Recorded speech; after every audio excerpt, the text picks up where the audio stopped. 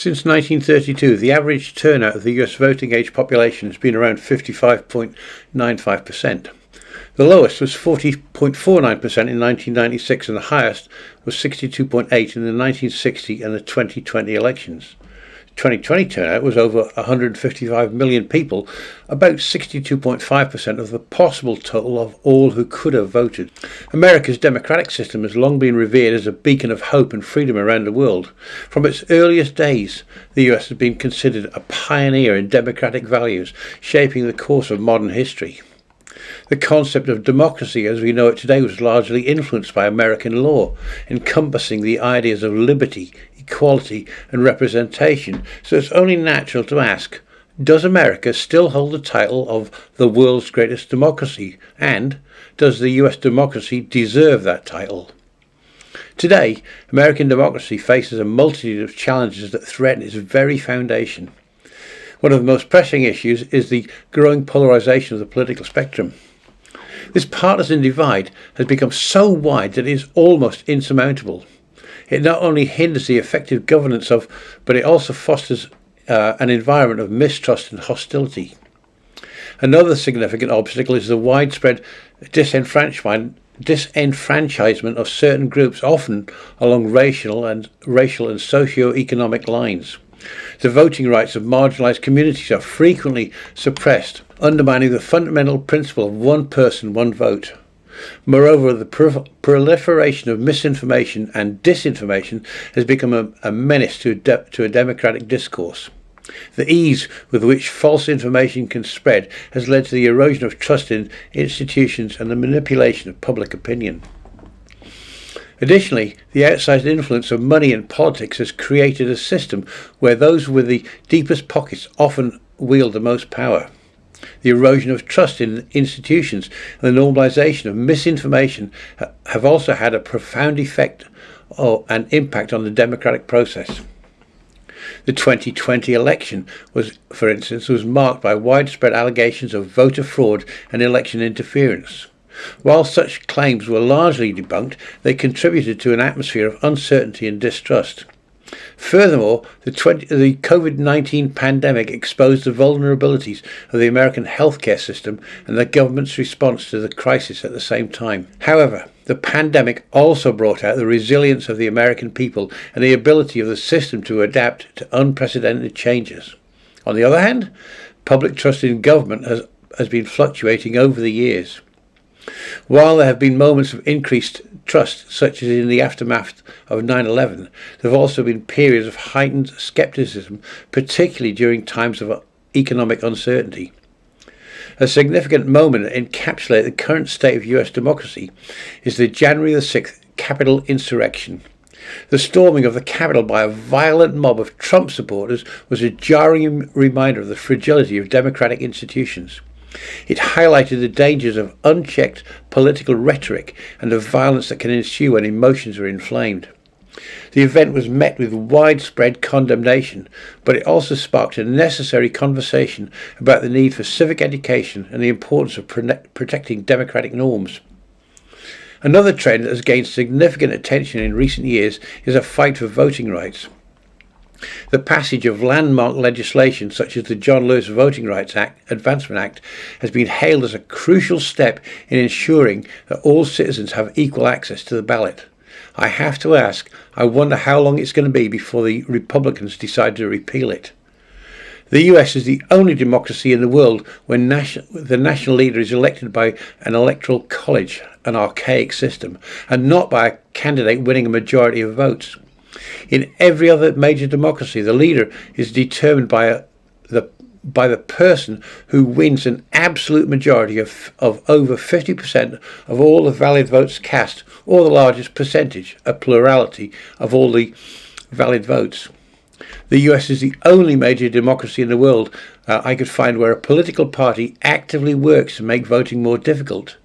The US is not the only country where gerrymandering takes place, but it is the only country I could find where redistricting is carried out by political parties. In every other major democracy, redistricting is carried out by an independent, apolitical electoral commission. The US is not the only country that requires voter ID to vote. In some countries, A government-issued photo ID must be presented at the polling station, while in others, like Canada and Brazil, they mail a registration confirmation card which voters must take to the polling station. Australia, where I live, has no requirement for a voter ID, and yet despite claims that not having a voter ID is highly risky, only 0.03% of the votes cast in the 2019 election were invalid in some way.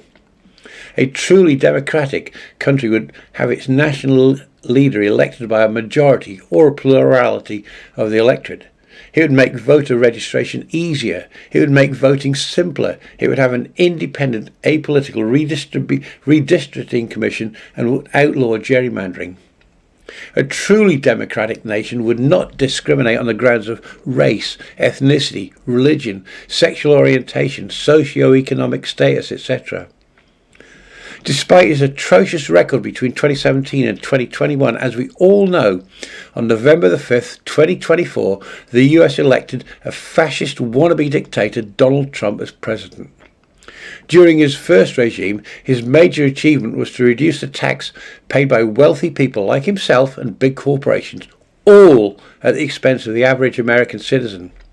That tax cut added trillions of dollars to the US debt. A greater disaster that befell the US during his first regime was the COVID pandemic.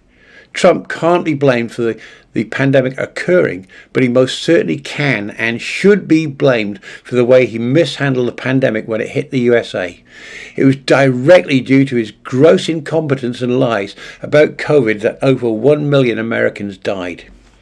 He constantly claimed that he would repeal and replace the Affordable Care Act, Obamacare, with something better. Every other week was Infrastructure Week, yet, except for his personal wealth and that of his family, very little was ever built.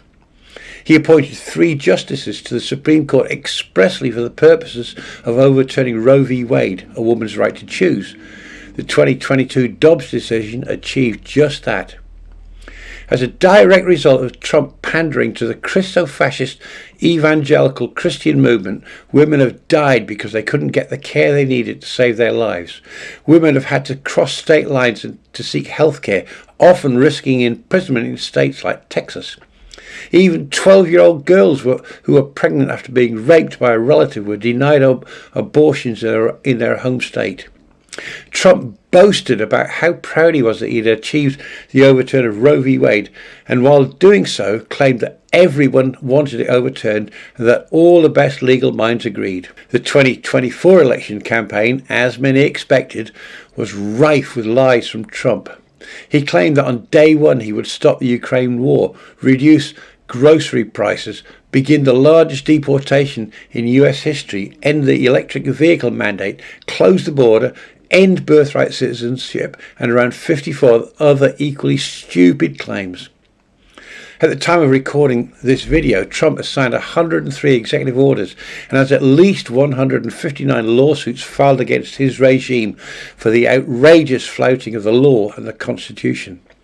He has caused the stock market to crash with his insane tariff wars against allies like Canada, Mexico and the European Union. On his inauguration day, Dow Jones index was round about 43,000. Today, the 8th of April here in Australia, it was 37,000. He's crashed the 401ks of very many Americans. He's betrayed the Ukrainian people by siding with his puppet master, Vladimir Putin. He's betrayed the America's NATO allies and has turned the United States into a laughingstock all over the world. Even Putin is laughing at him. I think the penguins on Heard and McDonnell Islands are probably laughing as well. Since January the 20th, thousands of people who were conned into voting for him are now expressing regret that they were fooled into voting for him. He won their vote by a variety of means. He played to their prejudices such as their racism, homophobia, transphobia that many people, mainly evangelical Christians, hold dear. He played on their ignorance, at the same time exposing his own, of economics by claiming that Biden was directly responsible for grocery prices and suggested that he would do what Biden didn't, namely force the prices down on day one. anyone with a modicum of understanding of economics who had bothered to listen to what economists, people who actually understand the economy, had to say about supply chains, etc., would have learned the truth. He lied to them, claiming that the tariffs he intended to impose would be paid by the countries upon which the tariffs were imposed. Again, very many of the American public swallowed the Kool-Aid and refused to listen to the economists who all stated that tariffs were paid by the importer at the point of entry into the country, and that the cost of tariffs would be passed on to the American consumer. Prices are going to go up. Sadly, in the case of Trump versus United States, heard on the 1st of July 2024, the Supreme Court granted Trump absolute immunity for everything a president does while in office, as long as it, quote, falls within the scope of his office. He can do anything illegal, including unconstitutional acts, and that's exactly what he's doing right now. He has appointed people who are completely unqualified to hold high office. The only prerequisite was their loyalty to their dear leader. As we all know, 3 of his cronies, Hegseth, Gabbard and Waltz, claimed that there were no secrets in the signal discussion. Operational details such as dates, times, weapon systems to be used, etc. are always classified. I worked in defence for nearly 50 years, I know that. The fact that the mission against the Houthis was highly successful is completely irrelevant to what could have happened if that discussion had found its way to the Houthis. Instead of reporting a resounding success, the Trump regime would have been reporting that a number of airmen and airwomen had been lost in a failed attempt to bomb the Houthis. His choice of RFK Jr. is also a disastrous choice for health and human services. RFK Jr. is a vaccine denier, a person who has brain damage due to a brainworm. Due to his stance on vaccines, children in states like Texas and Kansas are now fighting off measles, a disease that can kill children that is easily and safely preventable by use of the MMA vaccine. Just before recording this, I heard that a number of children in Texas have just died from measles. It should never have happened. I'm going to end with a few questions for any Trump supporters that might get to see this video. Number 1. How many people will end up with a poor education because Trump is shutting down the Department of Education? Number 2, how many American military personnel have to die before Trump sacks Hegseth? Number 3, how many secrets have to fall into Kim Jong-un's hands before Trump sacks Waltz and Gabbard? You can put any foreign enemy in there. How many children have to die before Trump sacks RFK Jr. and appoints someone qualified to do the job? How many of America's senior citizens have to die because they lost their Social Security and Medicaid? How many poor people have to die because they lost their Social Security, their Medicaid and their food stamps? And the last question, the one that's closest to Trump's heart, I'm certain, is how much money do you have to grift from the American people that will be enough to satisfy your greed? If you like what I have to say, please hit like, subscribe and ring that notification bell. Comments, positive and negative, are welcome. Add them below and I'll do my best to respond. Thank you.